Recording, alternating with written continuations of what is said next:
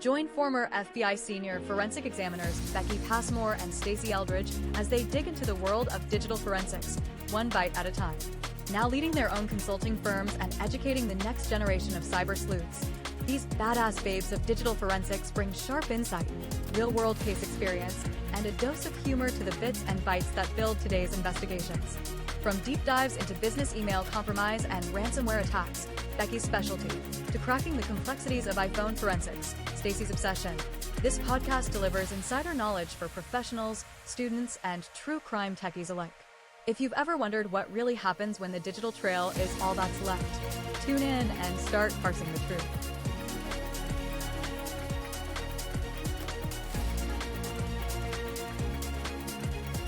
Welcome back to Parsing the Truth, one bite at a time, where we focus on the digital evidence in today's modern crimes. I'm Stacey Eldridge, and as always, I'm joined by my co-host, Becky Passmore. Hello, everyone. Becky, what are we going to talk about tonight? Well, tonight we're going to talk about a case that was featured on another podcast, but we love it because we think it has a lot of lessons for digital forensic examiners, lawyers, prosecutors, and defense attorneys alike. So, Stacey, let's get up to speed. What are we going to do? Yeah, so I was listening to another podcast the other day, and the name of this podcast is Another Not Guilty. And the specific episode I was listening to and just fell in love with was called Proof Beyond a Reasonable Printout.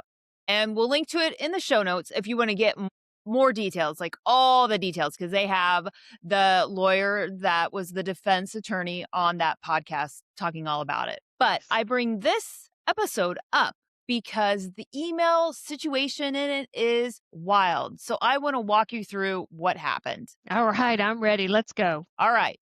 So start simple enough. A mother and a daughter walk into a police station with about 60 pages of Gmail emails printed out. And they were not email messages between two people. They were actually Twitter preview messages. Like you get a DM sort of situation and Twitter sends you an email. Wait, like, what do you mean? Yeah, let me be more clear. Okay, so, in Twitter, besides tweeting to each other, Right. I don't know what they call it now on X, but I'm old, so it's Twitter and you tweet.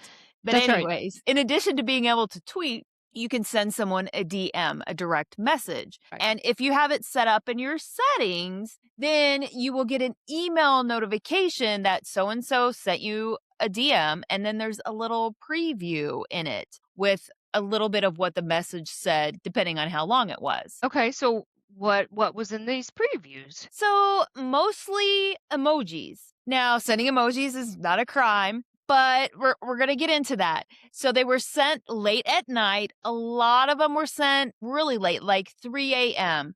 There was smiley faces, heart emojis, that sort of stuff. But the timing was kind of the most important concern at this point because the messages were coming from her stepfather, late at night, 3 a.m. And according to the daughter, her stepfather had started a sexual relationship that had went on with her for years, and this was taking place inside the home. And now, just to make everything kind of easier to follow, I'm going to call her the stepdaughter because as we talk through this case, that's her relationship to the subject. Okay. 3 a.m. messages to a minor coupled with sexual exploitation accusations. That's pretty bad. What did the police do? So they sent a preservation letter to Twitter for the stepfather's account, and then they followed up with a search warrant. So let's take a little time out here and discuss what law enforcement did right here and why those printed emails were not sufficient.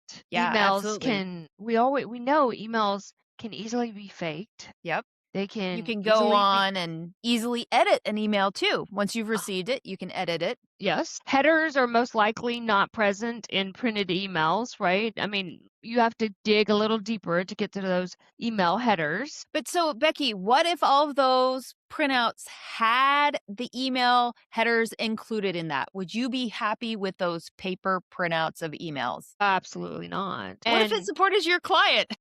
No, I mean, seriously, we want actual evidence every time so that we Yep. can find the facts. We need to be Yep. able to authenticate and validate and dig a little deeper and timestamp. If we take paper one time, then they're just gonna just keep trying to give you paper to look at and be digital evidence artifacts. Right. And, with AI, everybody's talking about it and it's getting a lot better about what it can generate. So it could generate, in theory, a really authentic looking email that's just going to look fantastic once it's printed out. That's exactly right. And paper is not proof when the original item was digital. Yeah. And we've said it before, I think, on the podcast, but even today, we continue to get paper printouts as part of discovery that's coming to us, the digital forensic examiners. And it used to be a digital thing, it used to be a file. And here they are printing it out and handing it over to us to do a forensic examination. That's crazy. All right, let's get back to the case. What were the results that came back from Twitter? So this is interesting because the production from Twitter reveals that there are no messages in the stepfather's account that matches those Gmail emails that were printed out. It was really kind of a wah wah sort of moment for the state. Wait, so there was none? None. All Twitter could do was verify that the username in those printouts matched the stepfather's account, his name, the email address, all that stuff checked out. Now, there were some DMs in his Twitter account, but nothing that matched anything in those emails at all. So, this sounds good for the defense attorney's client, for the subject. But let's play devil's advocate, or I guess in this case, we'll play the role of the state. Why doesn't Twitter have any of these messages? They never existed. Could be. Or maybe they were deleted. Maybe the search warrant didn't ask for the right thing. Maybe it only said active messages. Or maybe the search warrant asked for notifications of the DMs being sent out, like those email alerts that were being sent out rather than the DMs. Yeah. And so they were deleted so long ago, even Twitter doesn't have a record of the messages and or notifications any longer, much like when you delete emails and it purges from the network. If they're not saved off someplace else, then they're just not available anymore. Yep. But so say he deleted the fact that he sent them. Is there anything else you can do to sort of mitigate that fact? Like, what else do you do then? You could certainly ask to see if you could get another search warrant to Twitter to produce the messages of the stepdaughter. Yeah, great. See what she has in her inbox for her Right, DMs on her because Twitter account. Yeah, because it goes back and forth. There's two ends to this conversation. And if it's Right. in one platform, then you should be able to get the artifacts, the preservation, the data from one of the accounts. Yeah, so a couple of things to be learned from this conversation. If you wrote the search warrant, go back and reread it and make sure you asked for the right things. And then secondly, look at the other accounts involved. Can you send a search warrant to them? Right, exactly. So getting back to the case, we have printed Mhm. emails and Yep. basically nothing from Twitter at this point. So in the name of due diligence and investigation 101, law enforcement does get a search warrant to seize and examine the subject's electronic devices, which include his PlayStation, his laptop, iPad, and his phone. So, Stacey, what are the results of the newly seized digital evidence items? It's not much better. Nothing corroborates the narrative from the stepdaughter. Nothing matches up with those printed emails that were produced. And all along the way, the subject has been very adamant that he has never used Twitter for any sort of messaging like that. And he certainly does not send DMs to his stepdaughter. So, with those results, the defense files a motion to exclude those printed emails. And then the state provides about 300 pages of more printed emails as supplemental discovery. 300 pages. Where in the world did those come from? So, they had the stepdaughter log into her Gmail account at the DA's office and just hit print on all of them. So now we are 300 pages instead of 60 pages. Are Yep. these different from the first 60 pages, or why are there more pages now? Some were the same, but some were new. And the new ones were pretty incriminating. Ooh, like what? So there were some where it was like, make a video doing certain things, and then it gave detailed instructions of what to do. DMs asking if you're horny, asking if she's up, and just various other messages in the middle of the night. So we are way more explicit than the initial emoji stuff. Absolutely. But here's where it starts to get interesting. I said these emails were going to be interesting. So, when the defense attorney, Lauren, compared the original 60 pages to the new 300 pages, she found what she thought first appeared to be duplicates, which is what you would expect, right?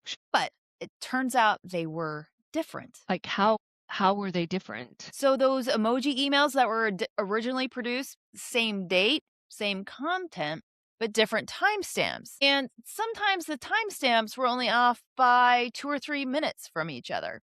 That shouldn't happen, right? I mean, if they're just different printouts of the same email. Right. Your time shouldn't be changing on your emails when you print them out. And so that's what made Lauren suspicious. But, as forensic examiners, sometimes we do see emails that have two different timestamps. So, what timestamps are we seeing as forensic examiners, Becky, when we're seeing two different timestamps on one email? So with our forensic tools, we're going to see both the sent and received timestamp messages. And normally they only differ by seconds. But I mean, I've seen a couple of minutes, at time where it was a couple of minutes in the past. Yeah. And Becky, when we start, as examiners, we're going to review the email headers and we're likely going to see a lot more timestamps within those email headers as well. Absolutely. When it comes to a user printing an email, it's generally just going to show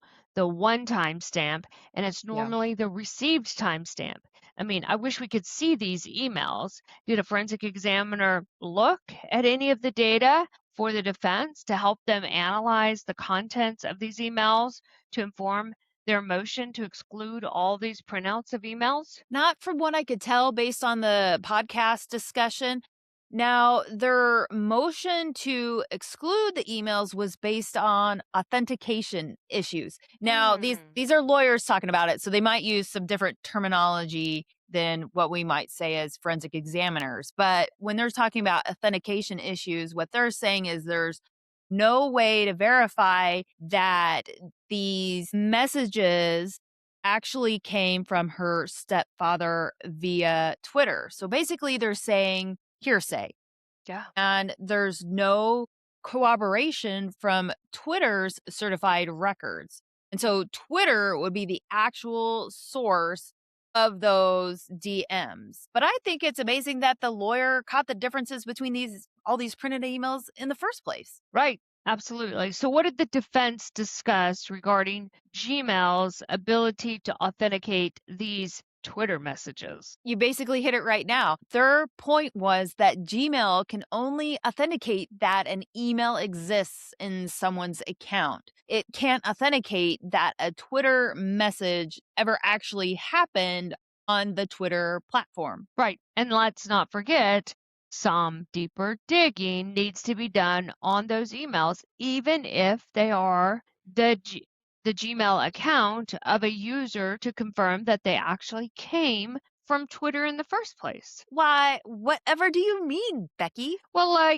so email spoofing is a common technique used by attackers to make an email appear as though it came from a trusted sender, even though it did not, because email was originally built on trust rather than authentication. The sender's display name and from address can be easily forged. While a spoofed message may look legitimate to the recipient, the truth is revealed in the full email headers, which show the actual path the message took through mail servers and whether authentication checks passed or failed. Reviewing email headers allows investigators to determine where an email truly originated, identify red flags like domain mismatches or authentication failures, and distinguish between an external spoofing attempt and a compromised internal account. In digital forensics and incident response, headers are critical because they provide objective technical evidence that helps establish how an email was sent, assess the scope of an incident, and support accurate investigative and legal concerns. Yeah, so you mentioned attacker. So in this case, it's not necessarily an attacker, but it could be somebody up to no good, wanting to essentially frame somebody, make it Set look them up. like somebody else did something. That's right. And so, you can certainly do a lot of the same things that those attackers do, right? Absolutely. Try to make it look like it's coming from somewhere else. Try to make it look like it's coming from Twitter. Yep. Yep. And you could go in Absolutely. there and edit your DMs. Maybe she had DMs from other people, and then she just went in there and changed the content of the message body, right? Because Yep. when you get those DMs, I'm assuming, as I haven't, like, I don't tweet. So I don't know. Do you tweet, Either. Becky? I don't. We say everything we got to say on this podcast. Right. But I did some kind of looking around for some today's, DMs and see what they look like. And for the most part, it kind of looks like what I would expect of those sort of things. Everything is always coming from the same email address from Twitter. And then in the body of it, it's saying like who it's from and giving that short preview. So you could certainly edit the body of a message after Sure. you've received it and saved it. I mean, you can edit an email. Yeah. If you compromise an email account or Yep. you session hijack, you can edit an email. Yeah. So there's all sorts of things that could have happened. And that's why it would have been great if a forensic examiner had gotten their eyeballs on the actual emails, not the printouts, the emails, to see what was in there and what was going on. Could they account for those 2 or 3 minutes? Why were they different? Because obviously 2 or 3 minutes, it's not like a time zone situation. Exactly. All right, so let's get back to the case. The state ends up asking for continuance, and then within 5 days, they've got the certified records directly from Gmail via a search warrant. And those records matched which version? 300-page printout, the second one that they produced. And did they ever go back to Twitter and try again? Nope, the state never tried a different search warrant or tried to get the stepdaughter's account from anything that they discussed on the podcast. Yeah, so that seems like a gap. What about the timestamp issue? How did the state explain that? Well, the state calls in their computer expert, and he was called in at one of the hearings that happened before the actual trial. And this is a gentleman from the Attorney General's office. And the defense lawyer was familiar with him because they had been in some trials together before. And what was his explanation? It was simply that sometimes computers make mistakes. That's the explanation. I'm just That's what she stuttering said because That's what she said on the podcast. wow. And how did that go? Well, the defense used it against them. Of course they Basically, did. that's the defense's job, right? Anything you Right. say, we can and will use it against you. And basically, they're saying, look, if computers make mistakes, then you can't rely on any computer-generated evidence. Right. Fair point. So did the judge exclude the emails? Nope. The Oh, gosh. motion was denied. The judge did say he was very close to excluding them, but he gave the state a chance to go back and fix those authentication issues. Okay, so were there any other sources that the state tried to use? They tried to bring in some sort of message board that the stepdaughter had created on Discord, and this was created around the same time she was preparing to tell her mom, and it had screenshots of the same emails of some of them. Okay. I don't know if it was all of them, but at least some of them. But ultimately, the judge excluded it because he said this was something she created and not authentic evidence. Okay. So at trial, how did the emails actually come in to the court and who testified? Yeah, so they come in through the stepdaughter's testimony, and basically the prosecution walked up, handed her a stack of documents, and said, "Do you recognize these?" Oh my gosh. And she said, She said yes, and then they go through that whole rigmarole, what are they? They're emails I received, and what specifically are those emails? They're messages from him, and they do that whole rigmarole to get them all brought in, as you do when you're bringing in evidence. and did the defense object? Yeah, they did some objections along the way, but ultimately all the emails came in. Wow. Which version? All three? Yeah, when I said all three, I meant all three. So the original 60 printed pages from that were brought into the police station originally, then the 300 pages that were printed in the DA's office, and it sounds like the Gmail certified records that came back from the search warrant were brought in as well, but it kind of sounded like those were maybe brought in through one of the detectives instead of the daughter. But so basically there's three versions of those emails floating around that came in during the trial. Oh my gosh. How did the prosecution use them during trial? Yeah, they basically used him as a crutch. So, it was something to refresh her memory. They'd show her the email and ask, on this date, did you get a message from your stepfather? And she'd say yes. They'd ask, what does this mean? And she'd explain it and say, like, oh, it meant to go have sex in the garage.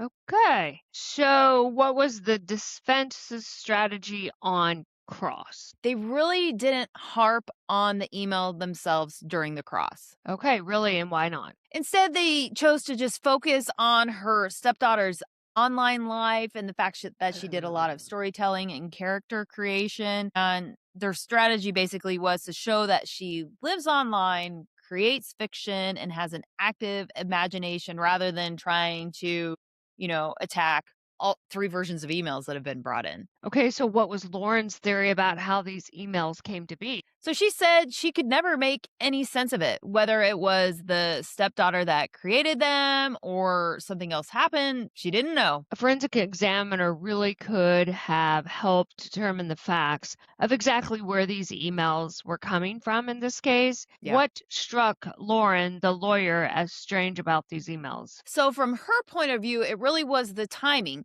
because the most damning stuff came in at the 11th hour. Remember, those 300 printed pages had much more descriptive actions that she was supposedly being directed to take from her stepfather via those late night 3 a.m. DMs. And so, her thinking was, if you're making an allegation, wouldn't you just give over the most damning evidence first? Yeah, that's odd. Now, when stuff comes in at the 11th hour, it is hard to counter that. And that's why sometimes we're up late nights working cases because Yeah. we've got a court deadline to meet. But it's even harder if you don't even have an expert already involved in this. Were there any other inconsistencies? Well, I mean, the big one is, the emails didn't align with either the stepfather's or the stepdaughter's phone dumps. Right. We didn't really talk about the stepdaughters, but they also did an extraction of her phone as well. So they've got her phone dump. And so in general, we would have expected to see those emails that she received to be present on her phone. But instead, all the state produced was just standalone emails with no corroboration from any of the devices or the actual platforms such as Twitter that they were coming from, or even Gmail. But again, let's stop and consider, why are we not seeing this evidence on their phones? Well, first, you wouldn't expect to see emails on the stepfather's phone stating that he sent a DM from Twitter. Right. But you would expect to see his DMs in his Twitter account if Twitter was on his phone. Yeah, you would expect to see those same emails on the stepdaughter's phone if the email account is being synced to her phone.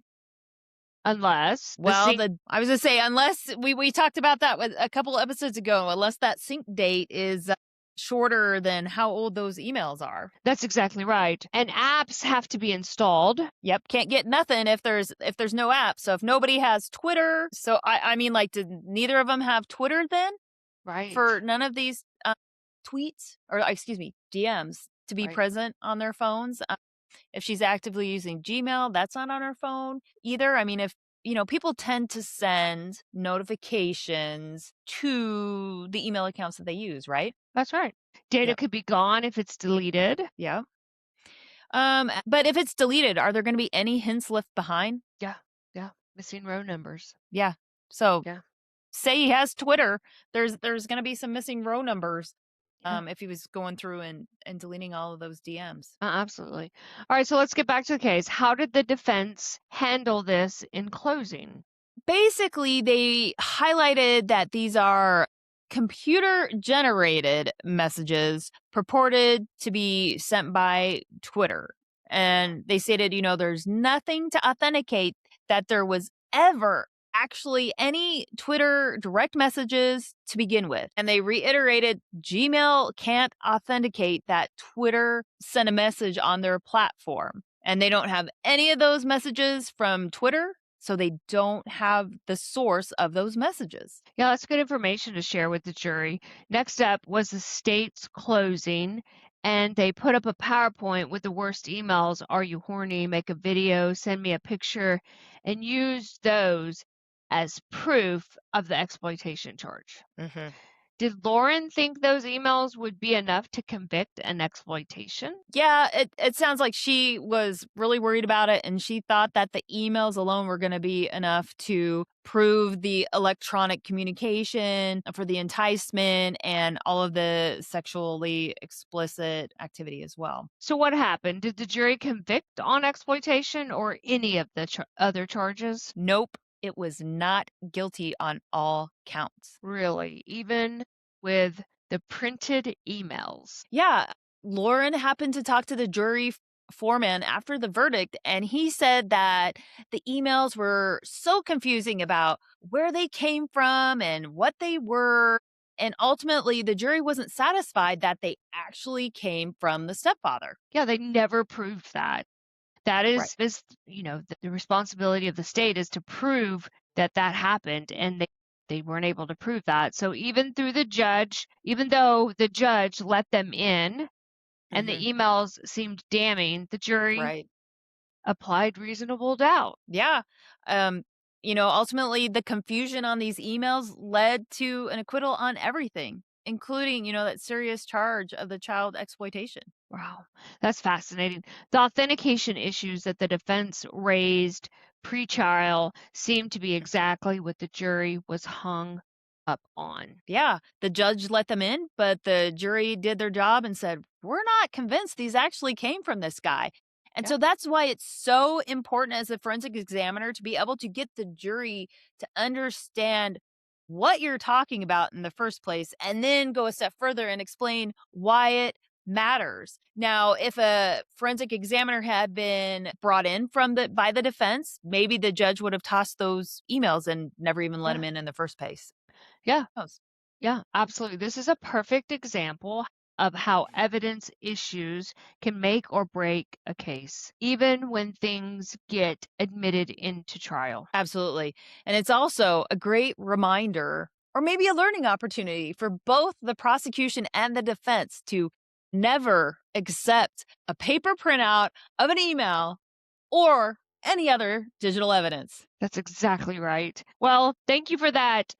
This printed emails episode has been very interesting. Until next time, stay safe, stay sharp, and keep parsing the truth one bite at a time. If you enjoyed this episode, make sure to follow us to get notified the next time a new episode drops. If you can do more, head on over to parsingthetruth.com and donate by clicking on the donate button. Parsing the Truth is a nonprofit organization, and we are raising money to send a new digital forensic examiner to IASIS training next year in Orlando. Thanks.